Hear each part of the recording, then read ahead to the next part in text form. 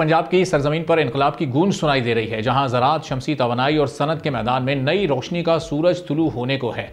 तरक्की के ख्वाब अब हकीकत का रूप धार रहे हैं और किसानों की ज़मीनी खुशहाली की फसल उगाने को अब तैयार हैं। वज़ीर आला पंजाब मरियम नवाज की क़यादत में न सिर्फ ज़राअत को जिद्दत की सांसें दी जा रही हैं, बल्कि तवानाई के बहरान को हल करने के लिए शमसी तवानाई का जादू भी जगाया जा रहा है। हुकूमत पंजाब ने किसानों के लिए 10,000 ट्रैक्टर्स और 2,000 सुपर सीडर्स रियायती निर्खों पर फराहम करने का ऐलान किया है। ये इक़दाम किसानों की जो मेहनत है उसको जदीद टेक्नोलॉजी से जोड़ने और ज़मीन की पैदावार बढ़ाने के लिए संग मील साबित होंगे। शमसी तवानाई के जरिए न सिर्फ सरकारी इमारतों को रोशन करने का फैसला किया गया है, बल्कि पंजाब के शहरियों को मुफ्त तवानाई की फराहमी के मंसूबे पर भी काम तेज कर दिया गया है। जून तक सरकारी इमारतों को शमसी तवानाई पर मुंतकिल करने का हदफ रखा गया है, जो माहौल 200 पायदार तरक्की की जानिब एक अहम कदम होगा।